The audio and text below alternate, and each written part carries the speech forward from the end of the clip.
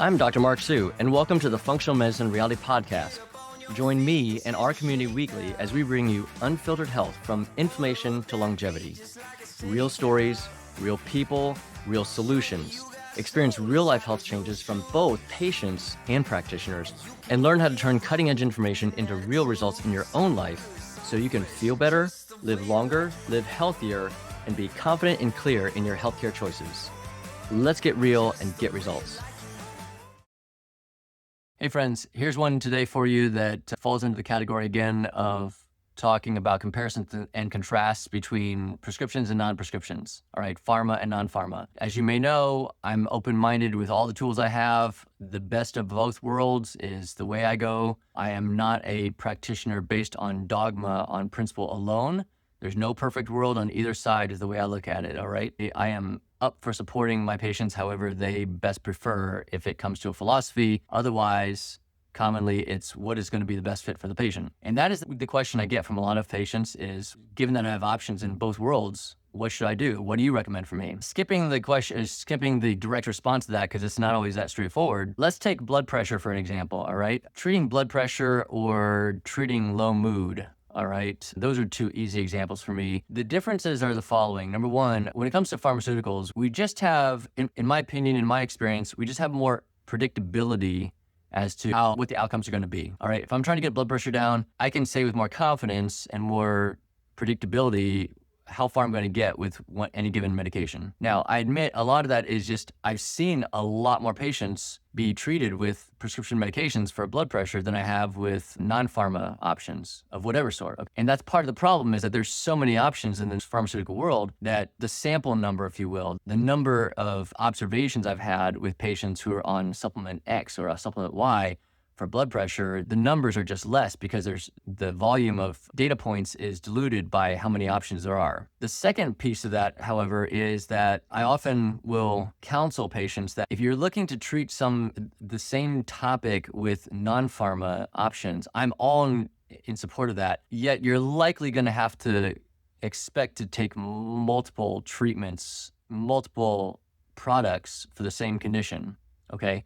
And so then it becomes a matter of pragmatics and cost. If I can get a person's blood pressure down with one pharma medication, all right, and I know I'm bypassing the whole topic about eating and exercise and everything else, all right, I'm going straight into just, if we are just lasering in on taking pills and it comes down to pharma or non-pharma, when it comes to blood pressure, one medication, especially if we're jumping past the first dose or two, because I'm not gun shy to skip past the first dose or two. There's only 2 or 3 medications in the conventional world that I am a stickler on starting low and going slow. That's the phrase we are taught many times in medical school and residency, start low, go slow. I just find we're wasting our time for most people. There are some exceptions, but generally speaking, there's only 2 or 3 medications where I'm going to take it slow because people do not do going too fast, all right? But especially when it comes to blood pressure, I can jump past the first dosing, maybe even the second dosing, depending on how high the person's pressures are.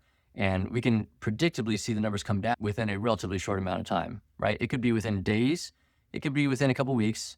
But if I'm going to offer or support somebody in using non-pharmaceutical options to treat blood pressure, I'm telling them you're likely going to need 2, maybe 3 different supplements to get that down. And each of those supplements, I should say, get that down to the same degree as the single pharmaceutical option, okay? And within each of those supplements, those supplement products, you're likely almost definitely going to need more than one of each of those products. So if I'm using 3 different supplements to get blood pressure down to the same degree as that one blood pressure pill in the pharma world, but those 3 products, I need 2 of each in a given day, we might be talking about 6 pills in a day versus 1 pharmaceutical, all right? Now, I'm not putting any value judgments or value assessments on pharma versus non-pharma here. If I'm looking at them as equal playing fields, because I like to have my toolbox wide open and take the best of both worlds, all right? Neither are perfect, ideal candidates. There's pros and cons to everything. One of the cons with the supplements here is that usually people are going to need more pills to substitute out or to match the efficacy of a given pharmaceutical single pill.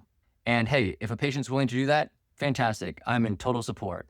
But it is not uncommon that over time, if we are having to apply that principle or a patient has that experience with one topic here, blood pressure, and they're taking, let's say, 4 supplements, pills in a day, maybe it's 2 pills a day of 2 different products to match the benefit of one pharmaceutical pill, they may tolerate that. But now we throw in that the person has low mood and they don't want a prescription for that either, which I'm totally cool with. All right. Arguments aside about the benefits or pros and cons and such about prescription medications for mood. But let's say we go the road of non-pharma. And again, if we are going to stack 5-HTP with St. John's wort, let's say, commonly the dosing for St. John's wort is 300 milligrams a capsule. And people, by research, they often need minimum of 3 a day at 900 milligrams. The research often is into 1,500 milligrams or sometimes more. So now we're stacking another, let's say, 4 or 5 pills between 5-HTP and St. John's wort to match the single SSRI. And I know there's people who don't like the SSRIs, so let's put that aside for a second. But now between blood pressure and mood, we're talking 8, maybe 9 pills in the non-pharma world compared to, say, 1 of each in the pharma world, 9 versus 2. It's just it's the pragmatics of how many pills we're taking in a day. And then there's also the cost. So you can see how both add up, the number of pills, the cost. And again, in an ideal world, I would love more people to choose non-pharma for not a lot of reasons. In some topics, for some topics and conditions, more so than others. All right. I have more of a want for the non-pharma. All right. And I really definitely don't love the long-term pharma for whatever a case may be. Okay. Overall, if we had equivalent options in cost and in efficacy, or even a better efficacy with the supplements, where we can use fewer supplements to equal a single pharmaceutical pill, I would love to have even more confidence or have more advocacy for the non-pharma world. But it's a common experience by patients that over time they are facing a dilemma of, in medical world, we call it polypharmacy, too many pills. Absolutely, that's a problem. Absolutely. Too many prescriptions, too many pills.